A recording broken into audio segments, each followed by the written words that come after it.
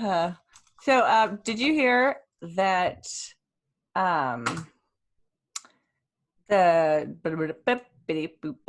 my brain. That's all I got. Done. Goodbye. Did you? That was it. the complete thought. Yep. Did you hear about the school? Like, God, I'm stupid today, but the all of the rules, I guess, for kids going back to school have come out today, and it's just like what they're supposed to follow and all that jazz. Not for real, no. Keeping kids 3 to 6 feet away from each other, not letting them like move groups, like having them tested either at home and then when they get to school and like all this stuff. All I'm saying is like, I take my kids anywhere. I put hand sanitizer on them. They like rub their hand across a handlebar, rub their faces.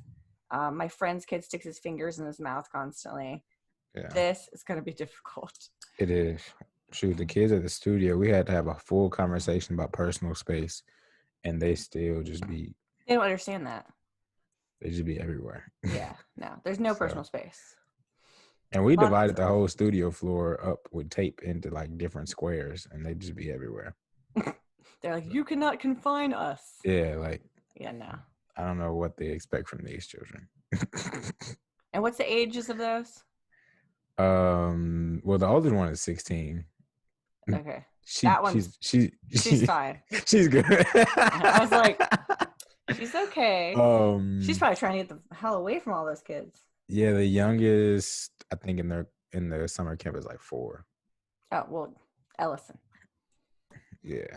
Yep. There's no distance to be taken by any of these children. There's no recollection of what's going on ever. Like we'll be in the middle of dancing and they'll come up, Mr. Marcus, at home, I didn't even ask you about your home life. You're like, that's cool. I care, but go dance. Stop talking to me. You're like, okay. Why are you out of your square? Oh, yeah, but Harper then if somebody else enters where they are going off right to your square. I like it when people are like, do you have any questions? And they raise their hand. They're like, I have a pet lizard. You're like, what? Cool. That's great. I didn't need that information. Yeah. I could have went my whole life been happy without that information. It's always something crazy. Wouldn't have missed it. No. What's up, guys? It's hot outside. Yeah, it is. I was gonna film out there, and I'm like, It is so freaking, and it's been this hot for like 2 weeks. Like it's been so. Try doing yoga trapeze out there. Hot. I'd rather not. You're going to. I don't even have a good enough joke. Have you been running in it? Twice. Yeah, that's like asthma inducing, which we know you have. Horrible. When my nieces and nephews were over here, my 3 nephews, they came and they was like, I was finna get up and go. And they were like, I want to go with you. I want to go. It's like, all right. They're 13, like 7 and 2. Mm-hmm. All right. If you coming with me, you got to run. You're right. The 2-year-old, as soon as we got out there, I'm hot. I said, when did you learn how to talk? Shut up. I liked you better silenced. Yeah, like the 7-year-old, he was running. He was running with me. I was like, cool, good job, LJ. But 13-year-old and 2-year-old, it's like, and 13-year-old want to run track. It's like, oh man. Yeah, you said that. It's really funny. What do you do? They're like, no. Sick of it. Mm-hmm. But it's all good. Welcome to Unapologetically Human. Yep. Your favorite podcast? Indeed. I'm Marcus.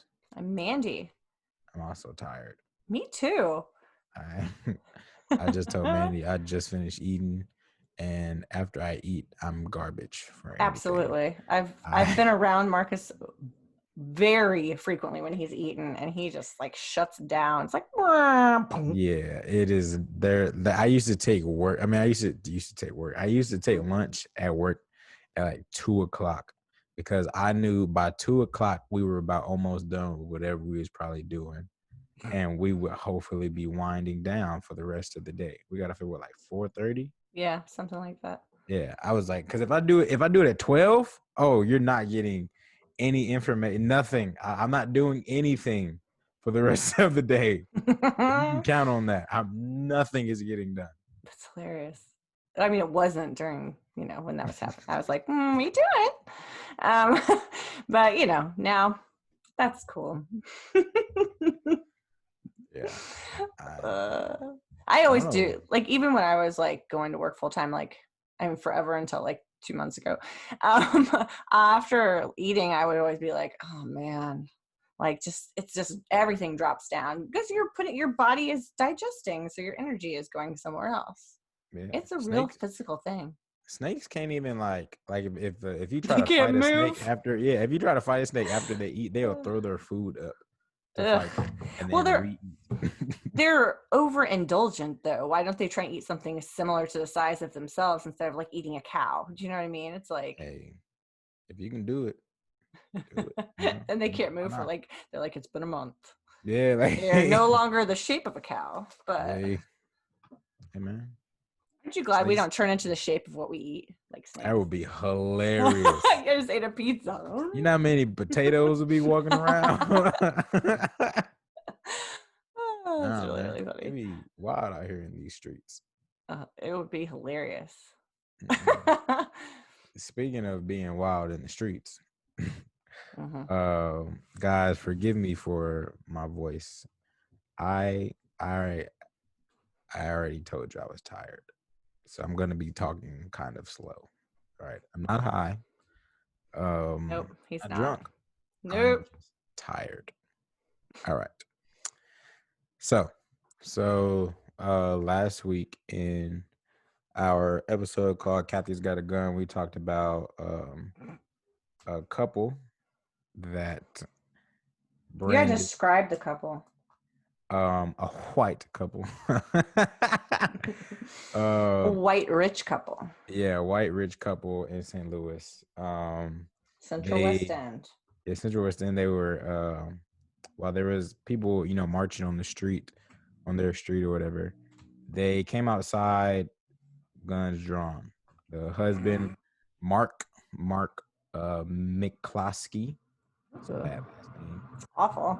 Mark McCloskey had an AR-15, the rifle, and his wife, Patricia McCloskey, was holding a pistol.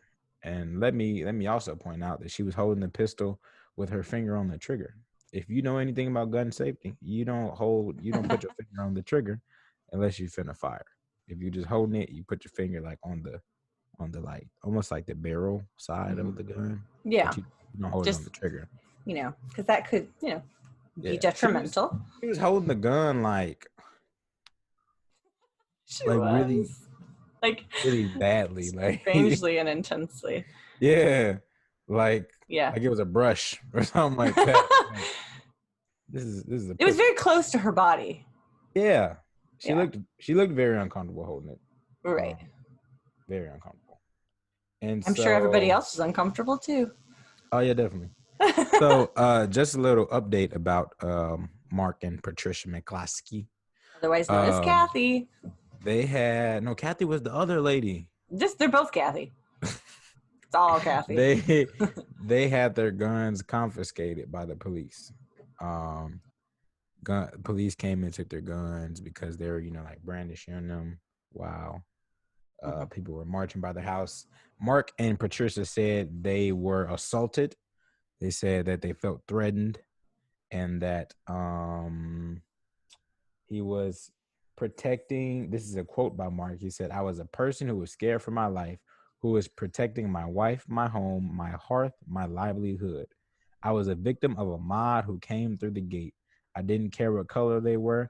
I didn't care what their motivation was. I was frightened. I was assaulted." Nobody touched him. He wasn't assaulted. No. He's an idiot is what he is. Nobody touched him at all. Nobody. Like, here's the thing. There's videos of it. They were marching up the street. It was a private street. Yeah, but even if people stopped like it was like looking like, yo, like what are you doing? There was like guys that were marching with him that were like, yo, like just keep moving, keep walking, don't escalate the situation. Right. Just keep moving. So there's video evidence of them like not bothering them, not going on to anybody's property, Right. nothing. Simply being on the street. Right. And they came out with an AR-15 and a pistol. Absolutely. These are entitled, rich, Caucasian people who were scared because a supposed mob of Black people came down their white street and scared them because they are racist. Yeah, it was mad funny. Let's put it simply like that, right? That's what I think. Yeah, I mean, like there was no point to bring your guns outside. Why would you do that? That's insane. You're not. When we were freshman year in college, there was a parade, and there was the homecoming parade, and they had a Trump float. there was like a whole Trump float, like in a part of the school's parade. Was it a joke? No, this was like yeah, Trump. Like, whoa. Oh, okay. You don't think I was scared? Like when I was walking on campus and You're that like, Trump like flashed that light in our eyes. He had the gun, what's it called, on the back and stuff. You don't think I was scared?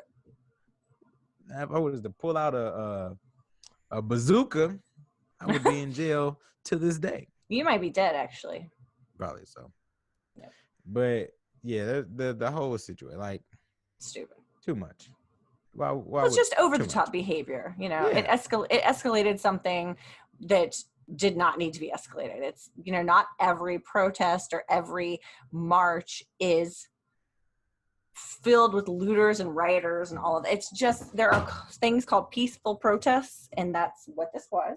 And I think it was just a big overreaction, which caused a huge problem in I mean, it became huge, it became newsworthy. So, and then look what happened to them. They got their guns taken away. But I mean, I don't think they need those, honestly. Not only did they get their guns taken away, though, but there was an outcry almost of people saying that they were going to give these people their guns, the same guns that they had. They were going to give them. Woo! They were going to give them the guns that they had for free. So like there was a gun shop. There's a gun shop in St. Charles that actually said, hey, the guns that you had, we have them here. We're going to give them to you for free. Like the same type of gun. Give them to back Kathy to the couple for free. Whatever. Why? I don't understand that.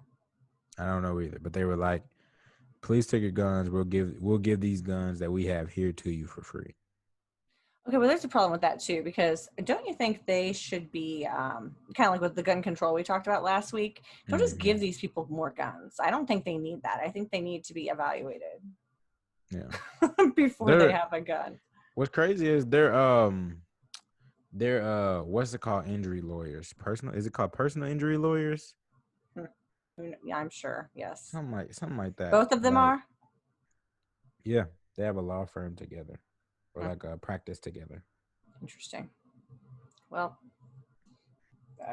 doesn't seem like they've either ignored what they've learned, or they're kind of taking the law and twisting it for their own gain.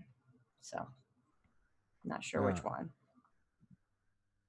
The article says there's video shows that the white couple.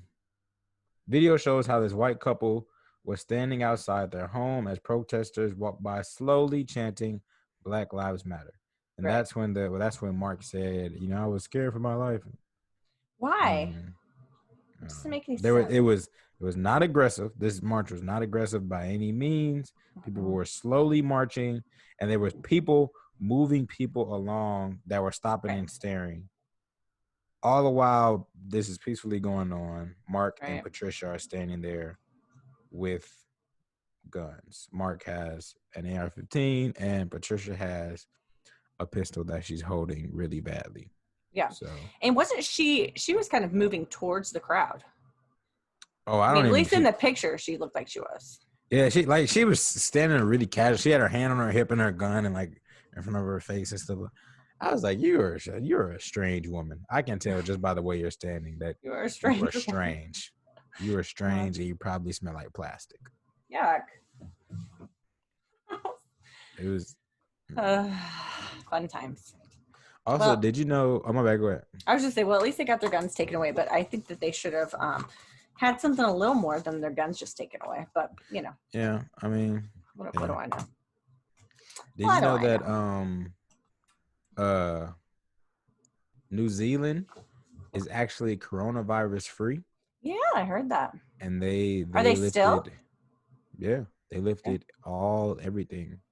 Everything's been lifted. They're good. They just walking around, free Chilling. bird. People are naked. Like it's crazy in New Zealand right now. Most are just chilling, All naked, breathing on each other.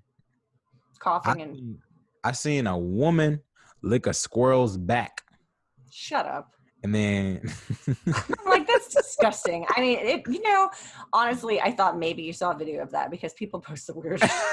I was like, oh God. a woman licked a New Zealand squirrel's back. It's like, we're clean here. Yuck. That's how clean it is. You can lick squirrel backs in New Zealand.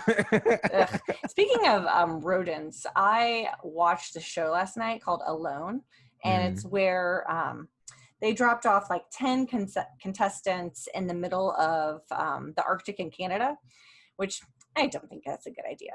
But I mean, there's lynx and bobcats and bears and all kinds of shit, right? Yeah. But this one guy was amazing. I mean, I would live in the hut he created. It was awesome. I was like, please go on vacation with me. It's the coolest thing I've ever seen. He used like moss and he had like a fire inside. I'm like, what the hell? So it was awesome. But he caught a muskrat, I think, and he cooked it and, he skinned it, cooked it, did all that stuff. And it looked like he cooked it fine. I mean, I don't know. I don't eat meat. But then I'd say an hour later, he just was so sick. So sick. Yes, he was throwing up and having poop pants and just all poop kinds pants. of Yeah, you got kids. They were having poop pants. and all kinds of disgusting things. And it's totally a kid's thing. I'm like, do you have poop pants? I mean, it's better than saying he just like shit himself, So, but he did. He was like, there's nothing left in my body. And he kept being like, ugh. Like there was no puke left and nothing. He had to leave. He was amazing. I'm telling you, his hut, I was like, he needs to turn that over to somebody. Anybody else. Because it's amazing. It's the coolest thing I've ever seen. I will go there right now and sleep. But yeah, he had to go home. It was really sad because something parasitic must have gotten in his system. Ugh. So guys, moral of the story, don't eat muskrat.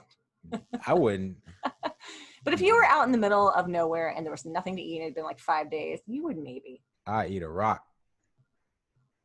Rock stew. You're like that bird on Moana. Yep. That chicken or whatever. Yep. Like, Pepe. Yep. There's something wrong with this chicken. That would be me. Pepe is me and I am Pepe. Well, at least you know. That's hilarious. You gotta be knowledgeable about yourself.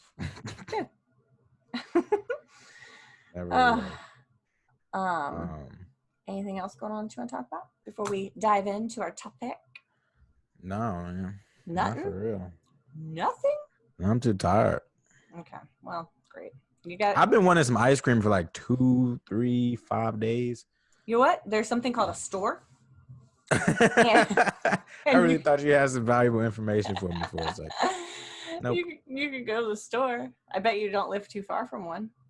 I don't. I was actually thinking about. I was like, whichever way I go out of my neighborhood, to the left or to the right, there is a Target and a Chick-fil-A at both ends. And have you been eating Chick-fil-A? Right by each other. I haven't had Chick-fil-A in like 2 months. You should be very proud. I am. That is a sacrifice. You should be extremely proud of me. I mean, I can't tell you how many times I've seen you eat Chick-fil-A. Like an exhausting amount of times. I still haven't even used my points for Chick-fil-A. That's because Trump and Chick-fil-A, they're in bed together, man. So, like, not only are they in bed in bed together. The owner. You hated that. It was weird. Bishop Kathy he's the owner of Chick-fil-A. Mm-hmm. In an interview, it was him, Lecrae. You know who Lecrae is? Mm-hmm. So him, Lecrae, and a pastor. Okay. And I believe it was him that said it. And Lecrae, it the was either Christian him. rapper. Yeah. Yeah, I've seen him live. Yeah. It was either it was either the owner of Chick-fil-A, Bishop Kathy, or it was the pastor. One of the two. But this is what they said. They were like, and we could do a whole episode on this for real. They said they don't like the term white privilege. It makes them feel bad. It makes them feel weird or whatever. Well, that's kind of the point.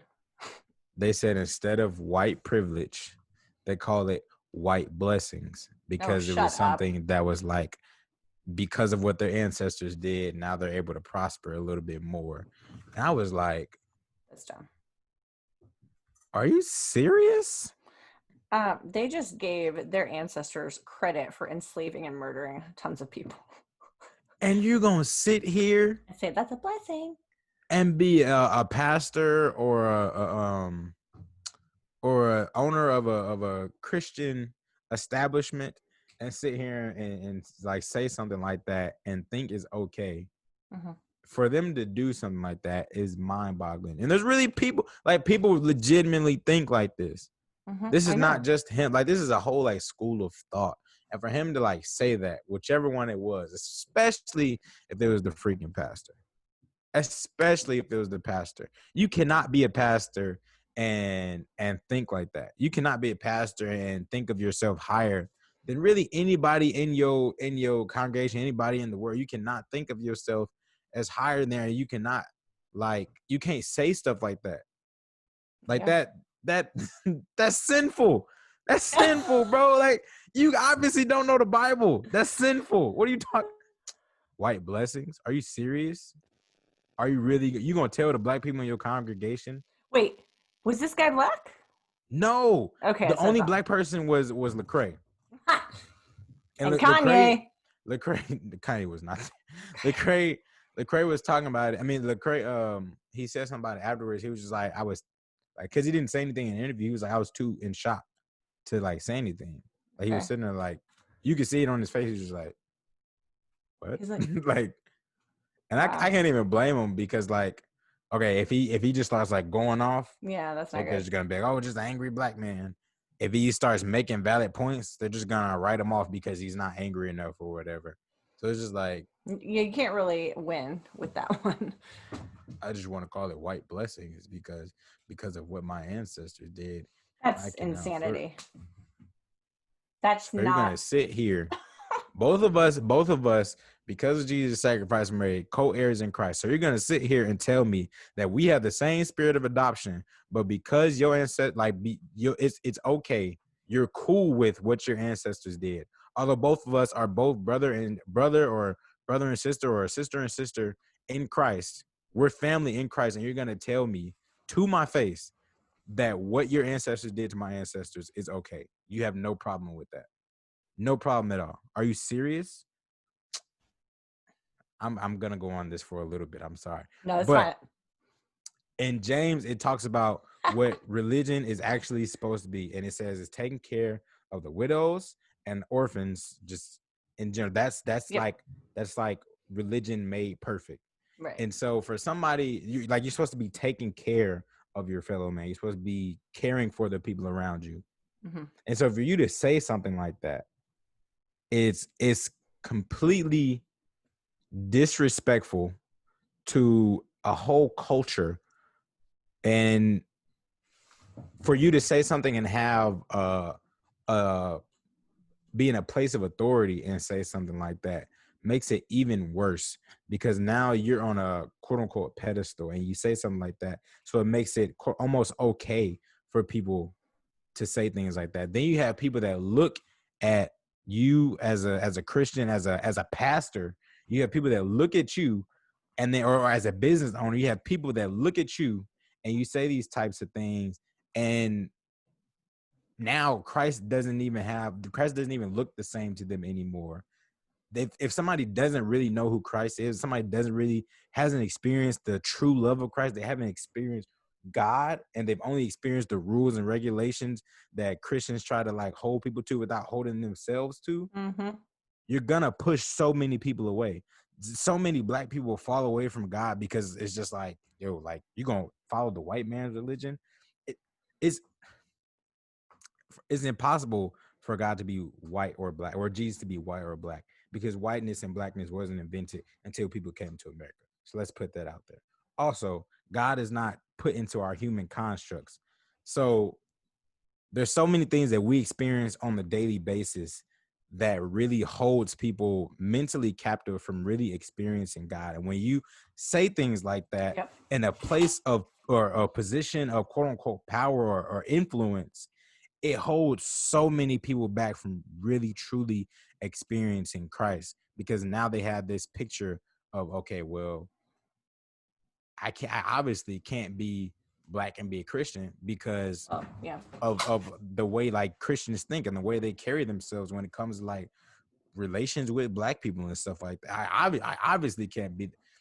Well, the way they paint Jesus, he's obviously a white man. So I how can, if he obviously came to say that was that. I'm saying all of this because that was me. Like that used to be me, and it took me really like reading and really wanting and looking to experience God and really looking for the answer. If somebody's not looking, if they're really, really young in their faith and they just like, okay, I don't know, they're Right. not gonna get to that point. They're not gonna truly experience like the brilliance and the magnificence of who God is and like how good he is, bro. So like, yo, to anybody listening to this who is contemplating, who is a Christian already, who doesn't believe, wherever you are at, I encourage you to please truly like read the Bible, learn, like really experience God. Don't take anybody's like whatever people are saying, don't push that as God or a group or like Christians into a whatever it is. Like just don't pay attention to mainstream Christians, bro, because like the people who are, I don't know if they're scared or I don't even know, bro, but like they paint this horrible picture of God by the things that they say and the way they act. And not even the way we act and the way we say things, because I'm a Christian, so me just pushing it all on them, I'm at fault as well. With, I'm sure there's things that I probably like do or say that probably will hold somebody back. So holding myself accountable in the same on the same hand of holding everybody else accountable. Like, but yeah, nevertheless, sorry guys, that's not what this episode is for. Well, I mean, the frustrating part for what you're saying is that, sorry, I'm moving something around, is that this person has a huge platform on which to stand and to influence people. They don't even have to be somebody who's famous. Like, you have a responsibility as somebody who speaks the word of God or whatever to do it in the correct fashion, right? To do it in the truth of what you're promoting, which is Jesus, God, the Bible, all of it, right? We already know, and we've talked about, that Christianity is like so fucked up and skewed and crazy, and like most people that tout that they're Christians really are selfish assholes most of the time, not all the time. But you know, I just don't think there's a lot of introspection looking into themselves, and I think that this pastor needs to do a little bit more of that introspection, because saying that something such as slavery, raping, pillaging, murdering, selling children, selling parents, splitting families, working people till they literally die, and taking them from their homeland, all of that's not a blessing. So if you are going to have this platform, you better know what you're saying. Pretty much, yeah, where that all goes to. So I don't know. Maybe you should be the pastor there. Where's it at? I don't even know. Yeah, but it was a really big church. Like he's a yeah. Well, this all came from Chick-fil-A, so it all came from Chick-fil-A. Look what happened to you. You went crazy, so you can never go back to Chick-fil-A. I haven't been in a very long time. I don't know. I haven't even supported the black-owned Chick-fil-A's in St. Louis. So yeah, well, did support a black business today though. That food I Yay. got was it was from Jammin' Cafe and Grill on off of Mexico Road Okay. in O'Fallon. So Good job. really good restaurant. Good job. But yeah, guys. Do you want to talk more about white privilege, or you want to dig into something else? Man, I don't even know, because that would be the whole episode. We wouldn't even get to. Okay. I know whenever you get like really upset, you say bro like 500 times, and you just did that. I feel like bro is my cuss word. It is. It is. It's funny. So what do you want to do? We can talk more about that, or we can get off that and I can go into my conspiracy. Okay. So you can bring stuff up and I'll just talk because I'm not prepared, but I understand the concept, obviously. Okay. We should define white privilege. Yeah, let's do it. I like to define things. Yeah. All right. Yeah, guys, we are flipping the script out here. We had something else totally planned, but now we're going to talk about white privilege. We're finna talk about this because All right, so Wikipedia says white privilege, or white skin privilege, is the societal privilege that benefits white people over non-white people in some societies, particularly if they are otherwise under the same social, political, or economic circumstances. With roots in European colonialism, the Atlantic slave trade, and the growth of the Second British Empire, white privilege was developed. Yeah, as soon as you started reading the definition, started thinking about like Native Americans and how like they used to paint this picture of Native Americans being like uncivilized and it's like barbaric. Yeah. Same thing they did with Africans. Sure. Because when they don't understand a culture, it's like taboo. You know what I mean? Yeah. And they came in, and I mean, like they like biological warfare was alive and well back then. They brought smallpox to like Native American villages and tribes, and it rampaged. Like I think they like gave like them blankets that were infected with smallpox. That's so disgusting. Did they know? They didn't know. The people? Yeah. The Indian, the Native Americans? No. The white assholes. Yeah, I'm pretty sure they did. When this is something I learned like back in the day. I thought they just didn't know, like they were just ignorant. No. Okay. Because you gotta think about like they was trying to like take their land and stuff like that. Yeah. I'm gonna look at it right now. So okay, while you're looking at that, so it says have you heard of Unpacking the Invisible Knapsack? It's like it's white privilege essay, and it just talks a lot about like it tries to explain to people what it means, and it's like, for an example, going into a store and seeing like pantyhose that are who wears pantyhose, but you know what I'm saying, like back in the day, seeing those that are like the proper skin color for you, because think of like a dark-skinned woman going in and wearing like, you know, cream colored pantyhose. It's ridiculous. It's like it's so demeaning, you know what I mean? But it's even just like going to that small level and then it explodes from there on the privileges. And it's just interesting. It's like unpacking that knapsack. Like, do you see people that look like you on TV? Are there things that represent you in the stores? Do you have to search and find? So from having Black kids, I know I can go to Target even in 2020 looking for something particular for their hair. I bet you about 90% of the time it's not going to be there. And so anything I want would probably be there, but you know, for my white hair, but not for my Black kids' hair. So there's options. It's just not everything, obviously. So then I have to go find a beauty salon or a beauty store. I mean, I just pulled it up. Okay. So I got a few different facts for you. Cool. So first off, who gave Native Americans blankets with smallpox? So in 1851, Francis Parkman was actually the first historian to document about all of this. So Lord Amherst, it was called his shameful plan to exterminate the Indians, exterminate the Native Americans by giving them smallpox, which were infected already from British soldiers. The blankets were taken from the smallpox ward in the fort.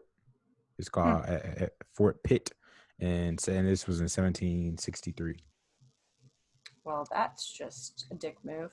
Yeah, and so they had a meeting, and so at the meeting, the Native American diplomats were trying to persuade the British to abandon Fort Pitt. And then they asked for provisions and liquor for their return back to their tribes. And then the British gave them gifts and 2 blankets and a handkerchief that were from the smallpox ward. So they knew. Seemingly like, oh, here's something for your travels, but really we're infecting you because we want to annihilate this this group of people. Yeah. Oh. And so the smallpox epidemic, it led to blindness and depigmented scars. Many tribes took pride in their appearance, and the skin disfigurement of smallpox really affected them psychologically. Sure. And a lot of tribe members committed suicide from it. Oh my God. See, it's like the snowball. It's just like it's bigger and bigger and bigger and bigger. And it's like, guys, yeah, that kind of behavior, I just don't understand. There's still people that act like that, though. Yeah, like I think it's crazy. Like people think just because something isn't happening to them, it doesn't exist. Right. Like there was oh man, I just was talking about it. There was I think it was like Alabama. Somebody had a coronavirus party or a COVID party. Yes. Or something like that. Yes. And the guy that went to it, is that what you're talking about? Yeah, and dude died. Yes. 30. He died. Like, that's not funny, but it's not. Why would you have a COVID party? Like, what do you even do? Just go cough on each other? I don't understand. What do you do? It was in Texas. What do you do at a COVID party? I don't know. From Texas. I don't even know, but they were all there trying to see if it was a hoax. The person who hosted the party had it, like already had coronavirus, and everybody that came to the party was basically like at risk, if not like got it from being there with everybody. Oh my God. Yeah, I remember seeing that guy told the nurse, like, kind of before he died, he's like, I thought this was a hoax, and it's not. Like, but I mean, it's too late, dude. Like, I'm not saying like, haha, but it's like, you can't do stupid shit like that. No. Because then who was he around after this that he infected? You know, because if you already not taking it seriously, then like who knows what you were doing after the party. Right. And I feel like the more people you're around with it, like the stronger the virus gets inside of you or something. So now you just got like a bunch of coronas and you getting down in your respiratory system. I just heard about this one little boy that he's 8 and his family, there's 5 of them in his family and his immediate nuclear family, and everybody got sick, and then he just had like a little cough, and they were like, oh, he's probably okay, you know, and they had him tested, it was negative, blah blah blah. It's 108 days later, he is bedridden still. And they can't figure out like it, like they're a little unsure, I guess, in general on how it affects children long term. But that kid, they tested him for everything under the sun. He's not, there's nothing wrong except for COVID complications. So this poor kid, it's like, you don't fuck around like this, guys. I'm not saying the parents did anything. I'm just saying it's a real situation. Like, let's start treating it as such. There was a Ohio Army veteran who refused to wear a mask, died of COVID. Oh my God. These are all white people. Shut up. Why, Mandy? Yes. I'm gonna ask you this because hey, I'm not the normal one here. I need the answer. you've been white all your life. Yes. You haven't always been the super cultured white.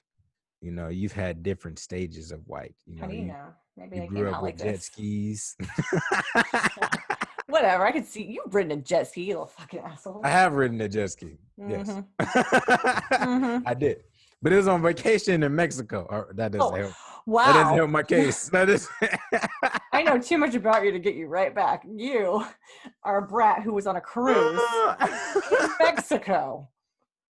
It was a cheap cruise. Shut up. With your whole freaking family and some friends. You're a brat. I don't know what you're talking about. My mom, and then I don't care. I already know. They don't need it. No one needs to know. No. You have a mute point. But you know, you get what I'm saying. Like Uh-huh. you've grown in knowledge of things Sure. as you've gotten more seasoned in life. Sure. And And I have so 2 black kids. So that helps. yes. But like before then, like what was your thought process like? I have about what? Like I have no idea. Like about, I mean, when it came to like things about race, when it came to, because I was just talking about like when things happen, when things don't happen to people, they don't think it happens at all. Sure. And then so like thinking about like before you had black children, like It had to be what before was your though. Like because yeah, this would have had to been like childhood, I guess, that we'll have to go back to because I've gotcha. always had a lot of different cultures around me and it's just Mhm. how it is. But yeah, like as a kid, like I mean, where I grew up as a child, there were literally no black people. Gotcha. Like none. Mhm. But I also lived in like the country and had a horse and shit, you know, it's like so and having a horse, man, that's super white. Unless you're like a old school black cowboy. Yeah. And then it's like all white. And you're neither old school, a cow, or a boy. So I'm not. So yeah, so I mean, I remember hearing someone say something when I was pretty young that was pretty racist. Mhm. And I remember feeling like uncomfortable and that I didn't agree with it, but it was also somebody who's older than me and more in charge of my small naive self. And it made me feel really uncomfortable though. I remember feeling I was in Florida, I was on a vacation and I was just like, why would they say that? Like, I don't understand, you know? So I didn't understand why you would single somebody out by their color of their skin, but that could also be like, I mean, I think one thing it shows that like I've never had some crazy racist beliefs, but I've also had the privilege then of not having to think about it, you know, just not comparing like I do now. Like Jason and I were watching a show and I was like, oh, you want to watch that show where it has that one black guy? Just one. And he's like, yes. Started laughing because I noticed these things, you know, there's one black guy on there. Like, why?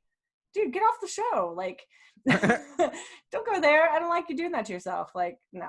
But anyway, it's another topic. But yeah, it's just, I just didn't have to think about it. I could go to a store or shop, do my thing. Like, I just don't worry that somebody's following me around. Don't worry about anything. I just felt like I could do anything, anytime. You know what I mean? And I think that has a lot to do with white privilege, is you don't feel threatened by regular everyday things, or you don't feel that you're going to get pulled over by the police or scared, and sometimes you feel like you're going to be, you know, give some feedback to the police officer that pulls you over. You know what I mean? But if you're black, you would never do these things. And like, I didn't have that experience of being around that.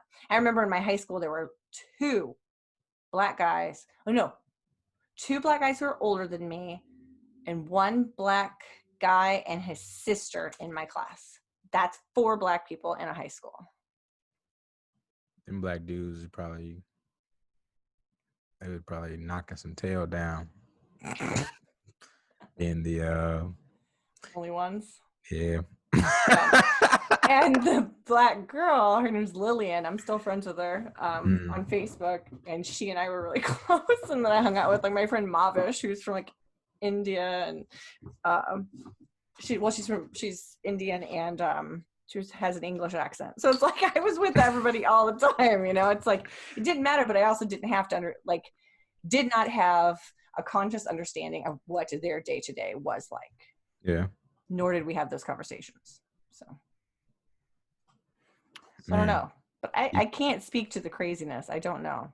No, yeah, I got you. It was I wanted to more so get the perspective of like being white and not I mean like not necessarily always thinking about those things, because like even if you like you said, like even before, you know, like you had Harper, I don't know what else I'm gonna call them, Harper and Ellison, like even before then you were kind of surrounded by people of different cultures, but then like even before that, like what was it like? So I just wanted to know, like, was there any time where you weren't thinking about everything, and if you weren't thinking about everything, kind of like what was your thought process when things, you know, kind of happened? Because like, okay, so like when everything with like Rodney King happened, what was that, 93?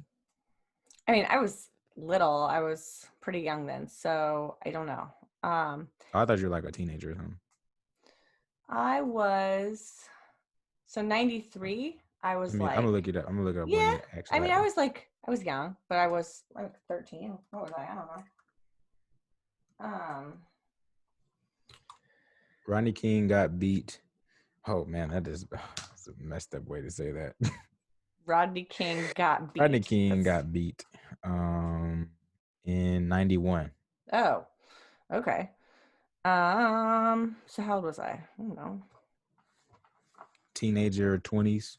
You ain't gotta say the exact age. What? I was 20 and 91.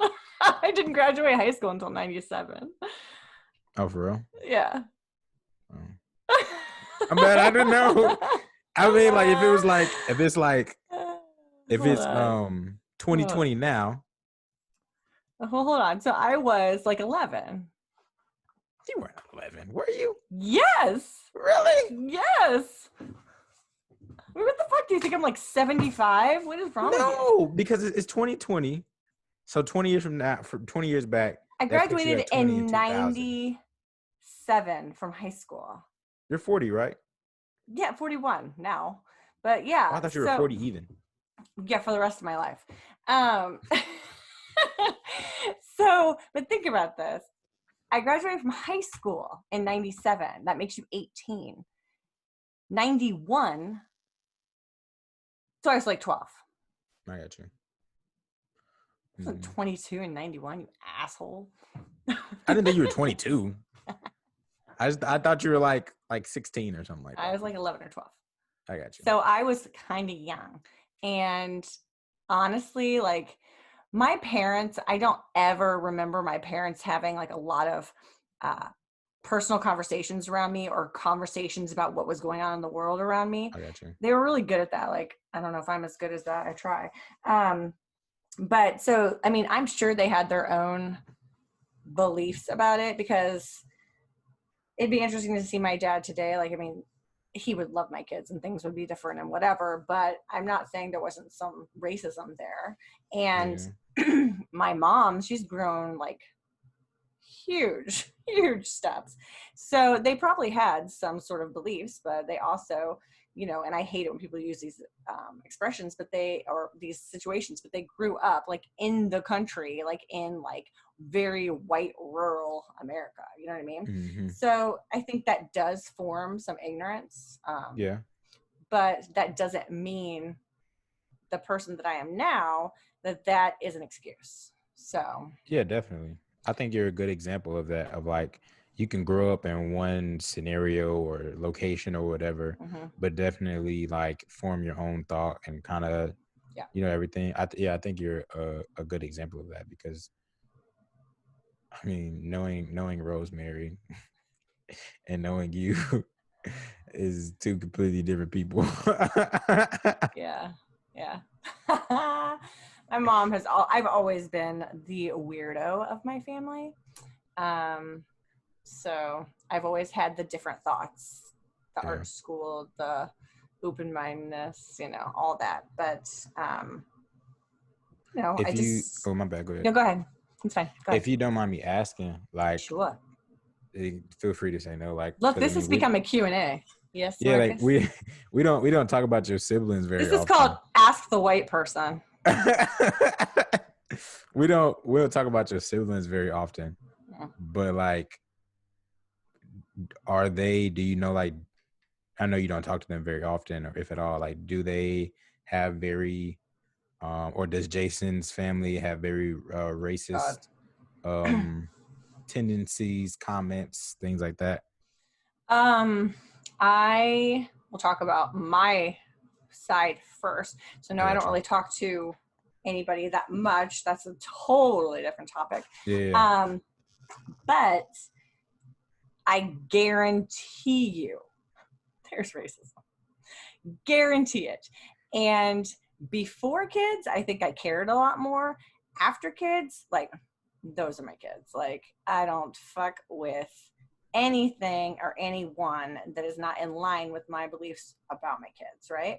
Yeah. So, and like I've said too, like with this whole, like, people posting stuff during all this, like, civil unrest, which in my opinion has never not been there. It's just more in the news now.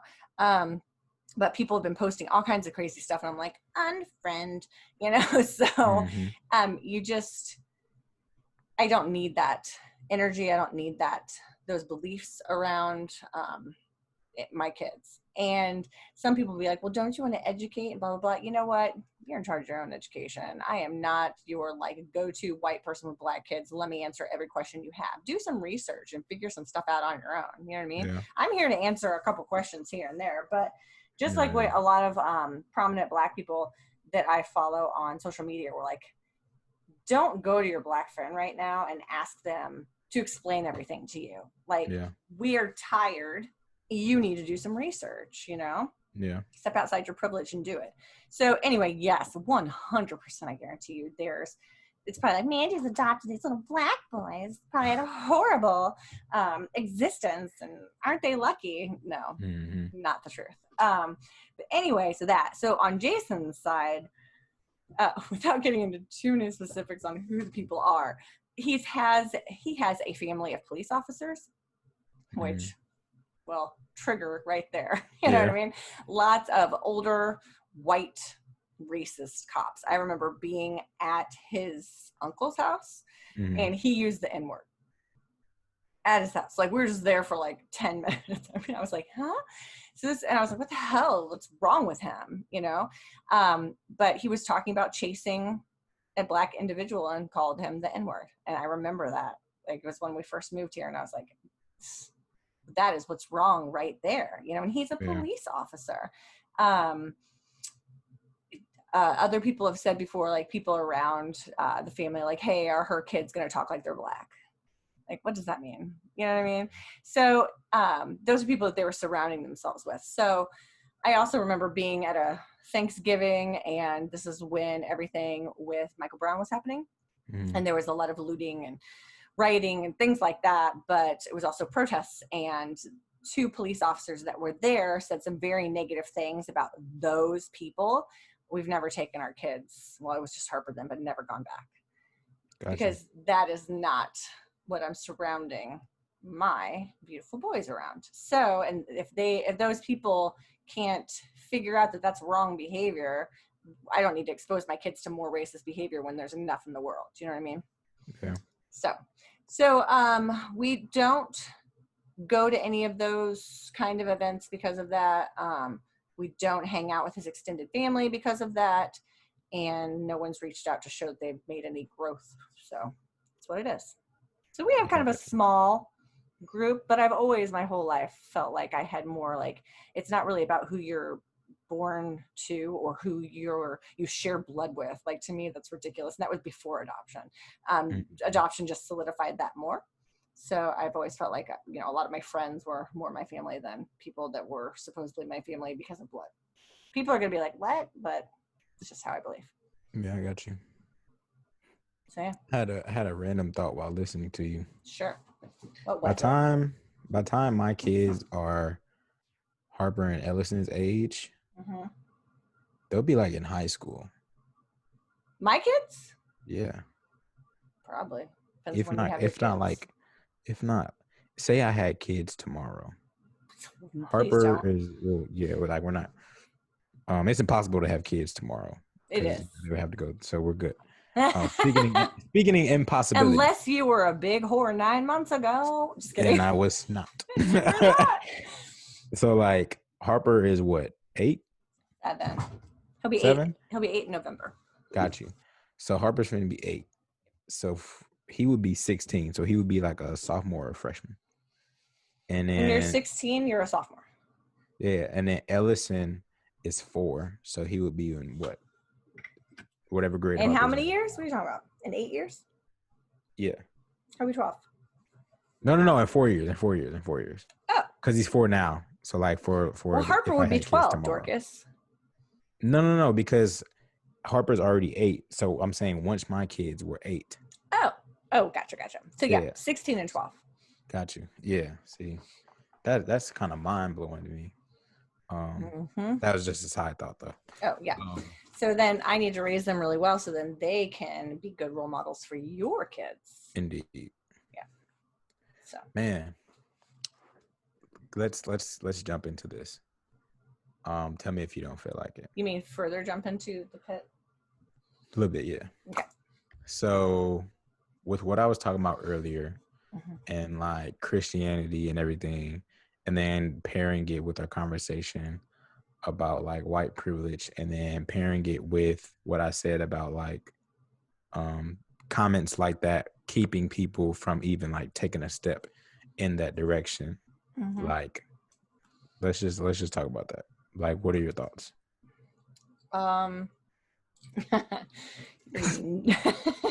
You already know most of my thoughts, but okay, so nobody else knows all of them, so I'll share, I guess. I mean, you were saying, like, if people, wherever your growth is or your experience is with God or Jesus or whatever, right?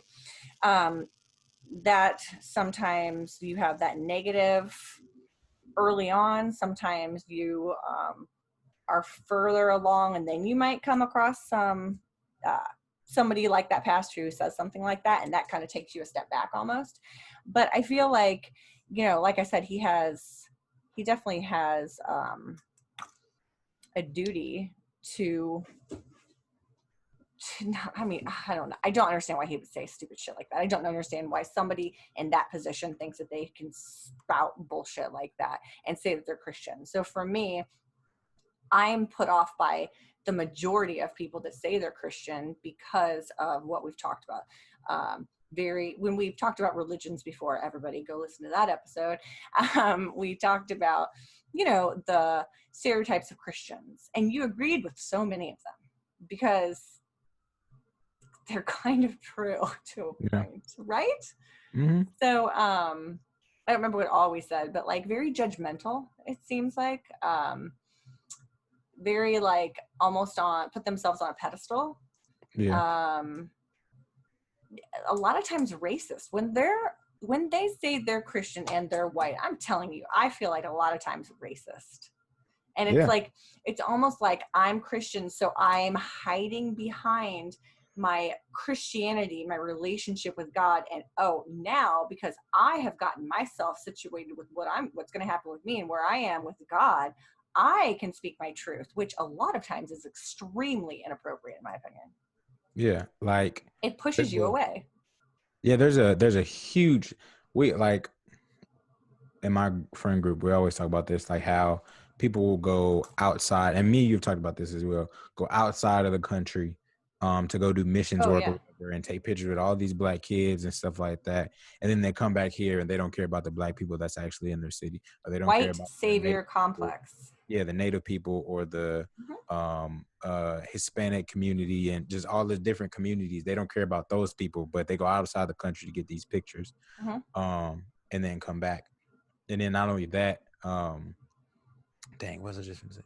Going outside the country.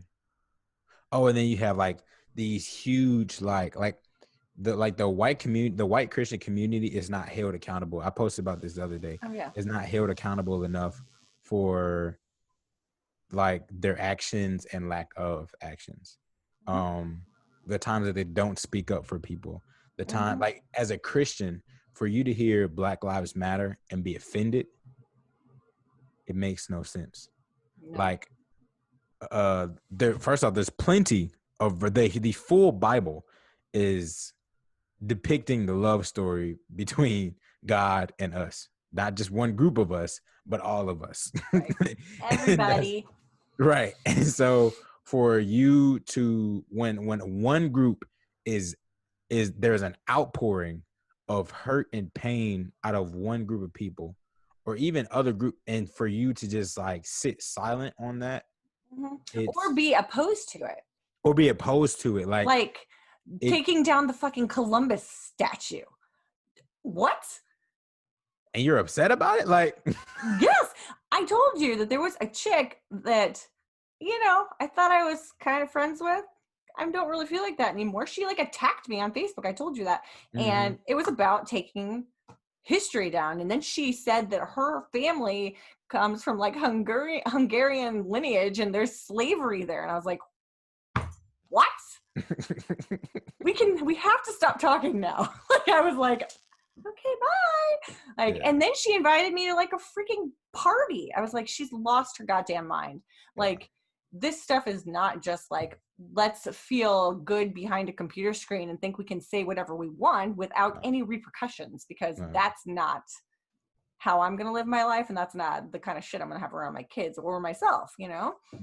I just don't understand that. I don't get it. I don't get how you can. I don't get how somebody can like be so like just, yes, this is what I believe, but then not practicing it. Like scripture talks about not just being hearers, but also being doers of the word. And so when people are just blatantly making decisions, like, of course, like everybody falls short, of course, but like living a lifestyle that is contrary to Christ, but yet still saying that you're for Christ makes no sense. With like there's a reason that the cross is up and down, and the cross, like everything is very strategic. Like God, it's not all about religion. It's all about relationship. So we need to have a relationship with Christ. That's the up and down. But then we also need to have a relationship with each other. That's the cross. Because God connects us here so that we can go out here and make change. And so when we're not going out here and making change, we're not fulfilling the calling and the duty of Christ. And so white Christians, I'm gonna address all Christians first. All Christians, we have a calling to protect our fellow man, to speak up about, like, just because someone is gay does not mean that they need to die. I do not agree with the transgender lifestyle or like living in homosexuality, but I do not want to see any of those people harmed in any way, shape, or form. I don't want to see them be treated outside of lovingly. Okay, can I comment on that? Yeah, go ahead. So that's a perfect example, because I know certain people in my life who say they're extremely Christian, like they live a Christian lifestyle, all of this stuff, which I'm sorry, I'm glowing right now from the sun. I just have to say. No, you're good. Don't I look really, really white right now? You look moist. You look like a I mean, I'm a little red in general, but like the sun is like, because I'm outside constantly, but the sun is like making me like glow like iridescent. So yeah, I'm a mermaid. I'm a mermaid. But anyway, I know people that say that they're extremely Christian. They go to church, they go to Bible study, they pray every night for this, and that. But then, like, you talk about homosexuals and it's, oh, they're going to hell. Like, going to hell, because that is against the Bible. And that's not having a love for all people. You know what I mean? Or saying like, okay, I was talking to somebody who, the same kind of thing, and they were saying, I brought up Ahmaud Arbery, and they got it confused with another person, since there seems to be too many all the time, but brought another person, and they were like, well, if that person wouldn't have run away or acted this certain way against the police, maybe that wouldn't have happened. What? That doesn't make any sense. You're okay with saying that this situation was wrong, But this situation, they asked for it, or homosexuals, that's sinful. You're Mm-hmm. going to hell. That kind of shit. It's like Yeah. that right there is such like a pushback for me. Like, it's just like, I'm like, I can't even try and get in your headspace because there's no room from all the craziness. Yeah. But Like, don't you run into that ever? oh yeah, I completely agree. Okay.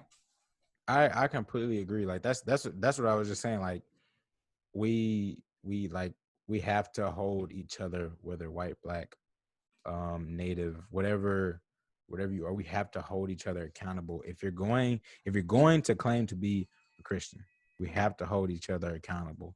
But to my white Christians, yo, like I already said, like we don't hold white churches to the white church assemblies to the stand, or not necessarily to the standard, but like they don't speak out when issues are at hand. No. Like they're very much in their box. Mm-hmm. And that can't happen anymore. Like with what's going on in the world right now, like that can't happen, whether it be with like people being killed by the police, whether it be gay people being killed by just like random people, whether Right. it be people in Yemen, the whole like civil war that's going on. Like we have a duty to like be out here and really loving and being in the trenches with people. And a lot of white churches hold a great deal of money. There's so many churches out here by my house Hell yeah. have so much money. But where do they put that money towards? Literally. Mm-hmm. And I will to my white Christians that are really like doing anything. I was on my way home and I saw it was like nine white older women outside protesting. Yeah. And I was like, you dog. It was maybe like one or two guys. I was like, you doggone right. I was if I have someplace to be, I hop out there with you. I was like, that's what I'm talking about. Like, that's good. It really made my heart happy. Not only that, when I was just in my last interview I just had with the church, like, and y'all, hopefully I get this job. But with the church, like I told them in my interview, I was like, yo, I was on because it's a marketing job, and so I was going through their social media and stuff like that, and I told them, I was like, I'm a black man. There's nothing I can do about that. There's nothing I want to do about that. But to see you all talk about Juneteenth in a positive manner, I was like, that makes my heart happy, because there's so much going on that people are silent about. And just the simple thing of talking about Juneteenth speaks volumes. Because, regard what Trump has to say about everything is that, no one's ever heard of that before. Well, yes, that educated, intelligent people that care about society and social reform, they care. Another thing I've noticed though, and I feel like a lot of people, like the majority of people, say that they're Christian. I feel like. So one thing I've noticed too, it's twofold really. When we went out to do our peaceful protest with the kids, people were, looking at them being like, yay, like, because they had their, signs, Black Lives Matter and all that. So that's two things. One, about the kids and the reaction, and two, about the signs, okay? So I feel like all these people were like, oh, woohoo, like, go little kids, like, kind of thing, because they're these cute little black kids, right? Do I get that any other time outwardly when I'm just in the park with them? We just went to the same place. No, because that was, a couple times, but that was for a purpose of proving that Black Lives Matter if you're white, right? So I'm not saying it doesn't. I know I sound like such a pessimist about it, but I'm not saying that they don't believe that, right? But it's pretty easy to go to something like that, or to put a Black Lives Matter sign in your yard. But then do you do anything about anything? Do you speak out? Do you feel like you just put that sign in your yard and that's enough? You're probably a Christian, or you think you are, but putting a sign in your yard or giving a little compliment or whatever to my kids, my Black kids, when you're at that event and no other time, that's not really what it's about. So I feel like it's easy to like put all this stuff on social media, post a sign in your yard, show up to an event, but that's not really enough. You know what I mean? Definitely. I completely agree. I keep going back to, you know, the Bible and faith and everything, because that's just where my mind is Yeah, you're stuck. at right now. Because I'm gonna show you the video that even got me started on all of this in a second. You're stuck But on Jesus. I mean all the time, but all Jesus, like, all the time. yeah, you know. But like same thing, like putting a Bible verse in your Instagram bio doesn't make you a Christian. Oh, it's so annoying. Not putting one in your bio doesn't make you any less Christian.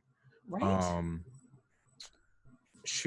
Putting up something on your story, or, you know, sometimes reading or something like that, none of that like makes you a Christian. Like I said earlier, be hearers and doers of the word. Like, right. We have to put faith into action. Love in Action. That's my godmom's nonprofit, Love in Action, St. Louis. Just so you guys know. But what did you say again? You said be a hearer and a doer. Yeah, be a hearer and a doer. Don't just put a sign in your yard and call it a day. Put a sign in your yard, sign some petitions, go to some hall meetings, pray. All right. You want pray, pray and action. Like it's you gotta, faith without works is dead. So like you gotta pair the two. You can't just, when it's a faith about anything though, it doesn't even have to be like, I mean, we're talking about Christianity too, but it doesn't even have to be about that. It's like faith in like humankind, faith in equality. It's like I have no faith in humankind. Well, I don't really either, but faith and equality. That's why I'm not doing anything about it. I got you. No, just kidding. But yeah, faith and equality. Like I do something for that. You know what I mean? Because I don't know. I just feel like people are so easy to like, it's coming to me a lot about like the social media thing too. People are just pouring it out there, but it's starting to diminish a bit. And is it going to continue? Like, is this like angst? Is this like, we need to change things? Is that going to continue, or are we just going to fall right back in? I think a lot of people are doing stuff just not to be called racist. Absolutely. 100%. So, here, I'm gonna share my screen to show you this video. Okay. Is it the one you just told me about? Yeah. Ew, look at him. Oh God. So I think this is the owner of Chick-fil-A, I think. Don't ever go back there, God. It's interesting because I feel like on the inside of the church, we're fighting this historical context you talk about. In other words, we love the blessing of the cross, but we don't love to sit in it and realize this is what God's asking me to do, to die to myself and to live for him, whatever context that's going to look like for me.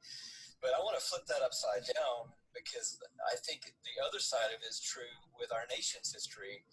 We understand the curse that was slavery, white people do. And we say that was bad, but we miss that was bad of slavery, that it actually built up the framework for the world that white people live in and lived in. And so a lot of people call this white privilege, and when you say those two words, it just is like a fuse goes off for a lot of white people, because they don't want somebody telling them to check their privilege. And so I know that you and I both have struggled in these days with, hey, if the phrase is the trip up, let's get over the phrase and let's get down to the heart. Sure. Let's get down to what then do you want to call it? And I think maybe a great thing for me is to call it white blessing, that I'm living in the blessing of the curse that happened generationally that allowed me to grow up in Atlanta. And, you know, you talk about being 57. If you were 57, I can't imagine being that old, Dan, and being 57. But I've said to our church, Lecrae, a few weeks ago, when I was born, the day I was born on Boulevard at Georgia Baptist Hospital in 1958, Black people did not have equal rights in this city. Not my grandparents' lifetime or their lifetime. In my lifetime. This is right now what we're talking about today. And okay. So he's trying to make. What'd you say? He's trying to make a good point. He thinks, but he's failing miserably. As soon as he said that people don't want to check their privilege, it's too fucking bad. Yeah. Like, how many things do Black people have to do that they don't want to do? You know what I'm saying? And that's a perfect segue, because I don't know if you know this, but there's something called the Crown Act. And it actually has to do with the hair of Black and brown people, and the systematic racism within the job and workplace that we all face, right? Yep. And so there are actually 43 states that, I don't know if everybody knows this, but there's 50 states in the United States. There Just so are? everybody knows. Just so everybody knows, because Donald Trump called he called the wall an anti-climbing wall. He said the wall was anti-climb. He said it's not able to be climbed, it's anti-climb. Dumbest thing I've ever heard. Wow. That's interesting. So there's this thing called the Crown Act, and 43 states actually have not passed it. 7 have. I know one of them was California. I know another one was like New York. Can't think of the other ones, but it actually says that like they can't be discriminated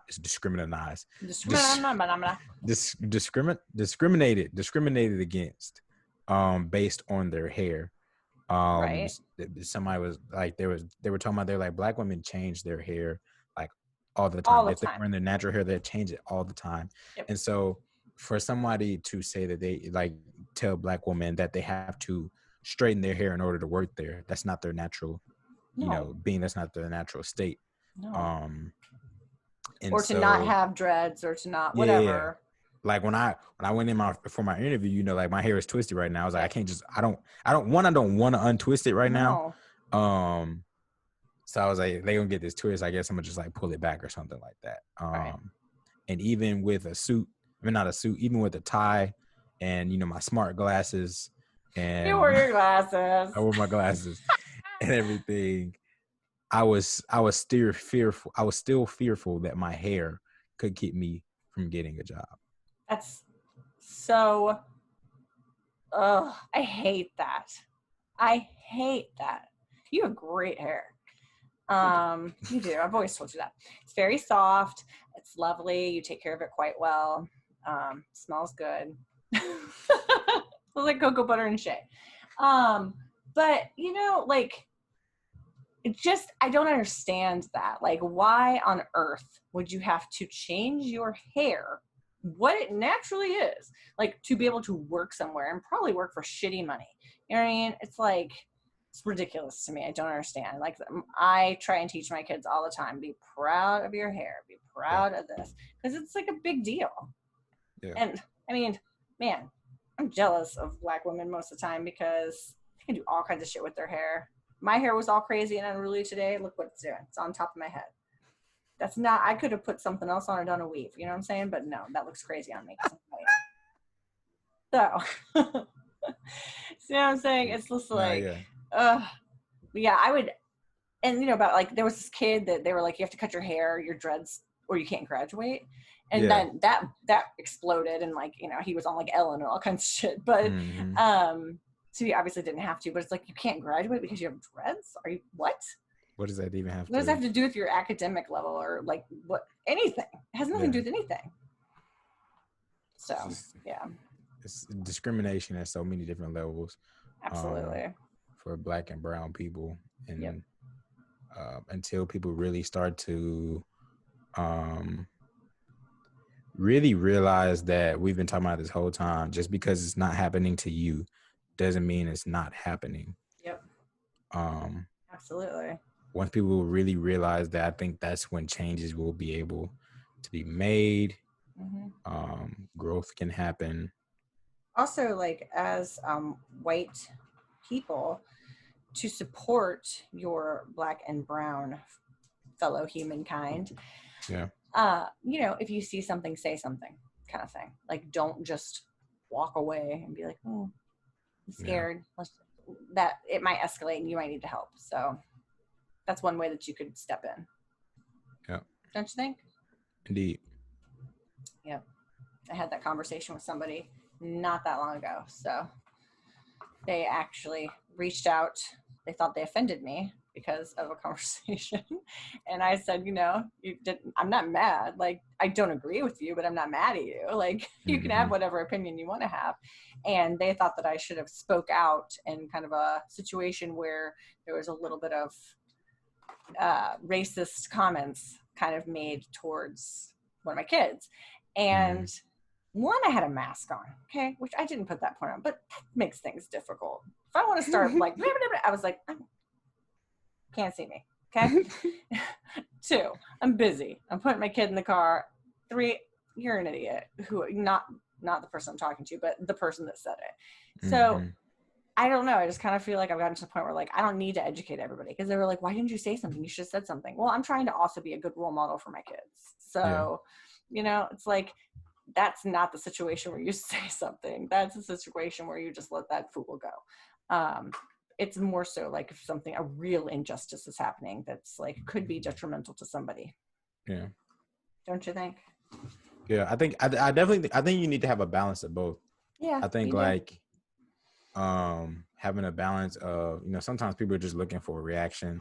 Yes, absolutely. And then sometimes people are just being stupid, and sometimes people that are being stupid need to be like, yo, don't say this. This is why. And then just leave. Just walk. Don't even allow them to respond. Just walk away. Right.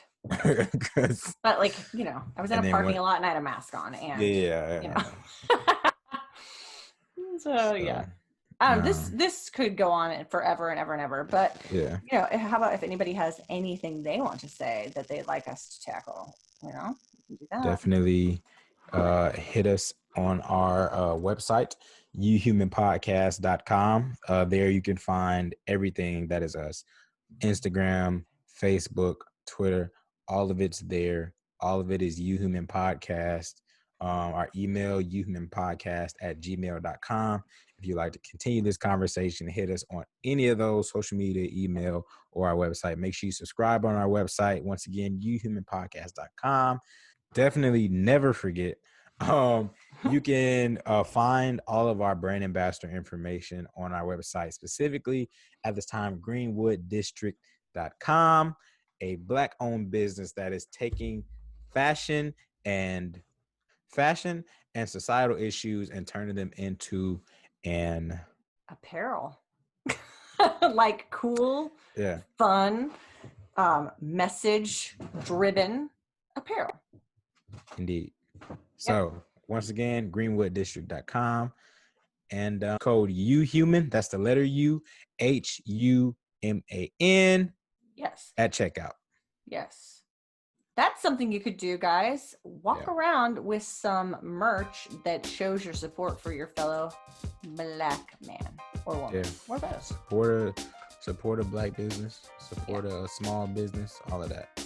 Yeah, I've actually seen 2 different businesses online that are closing, and lots of people are dealing with that. So support those small businesses.